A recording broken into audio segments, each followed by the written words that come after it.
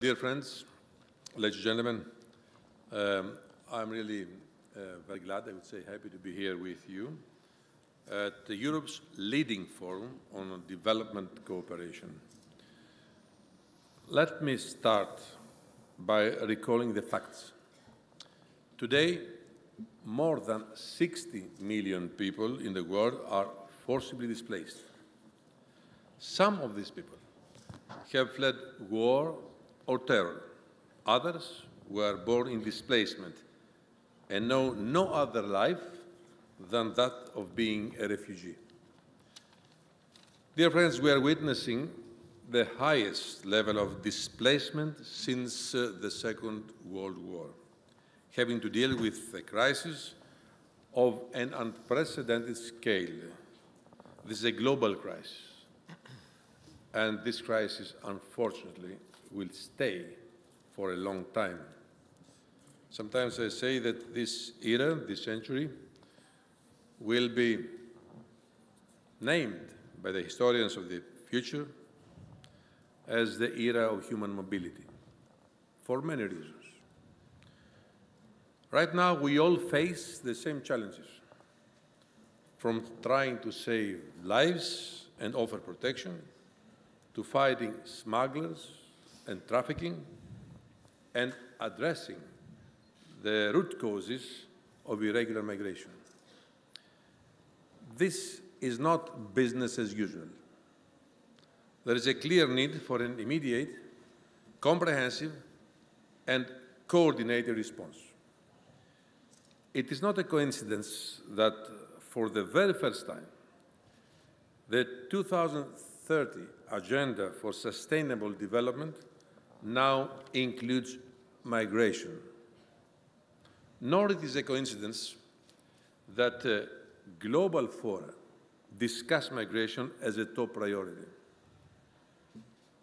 As you remember, last November, in Valletta, a month ago in Istanbul, in New York, in September, we met again to address this issue.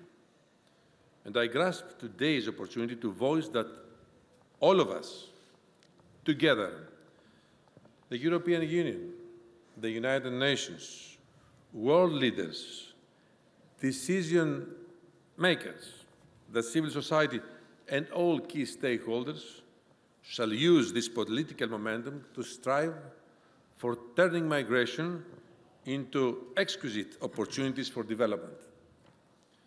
I'm sure that none of us wants to witness any more fatal journeys of people that dreamt of a better future.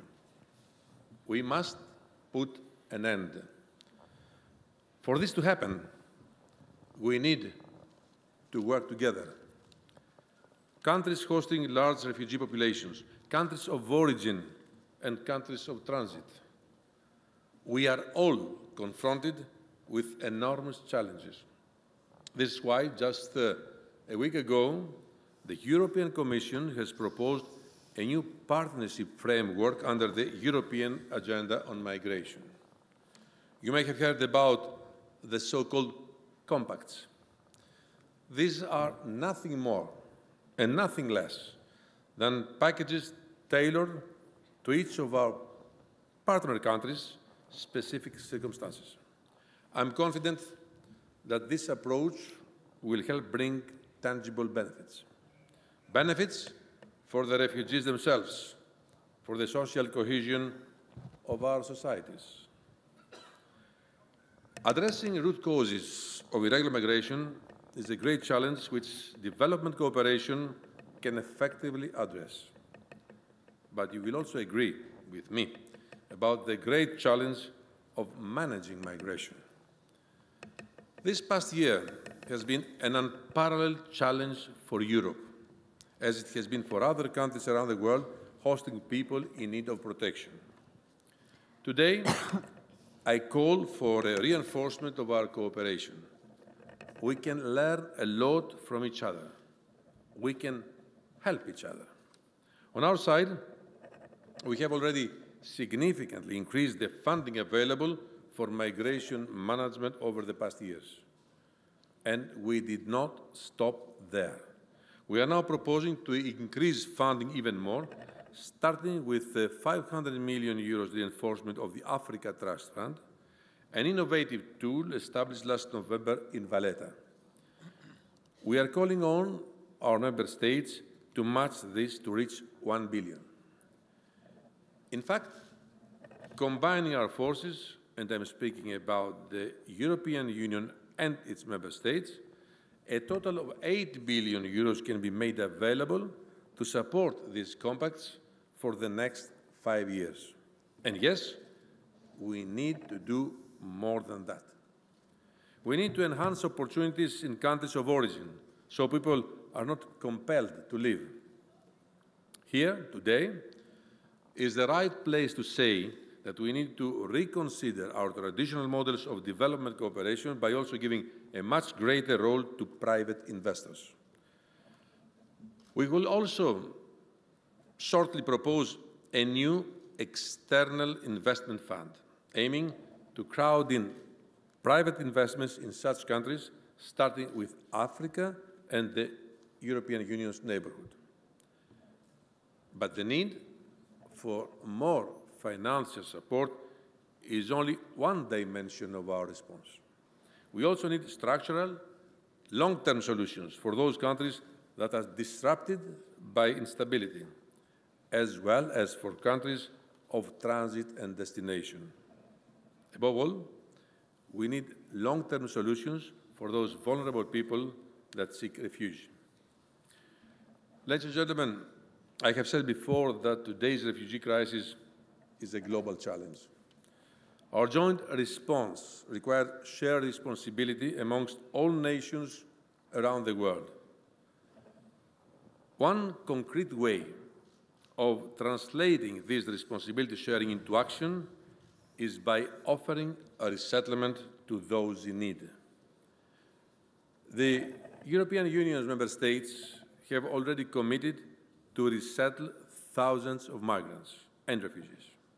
And I count on our member states to deliver on these commitments.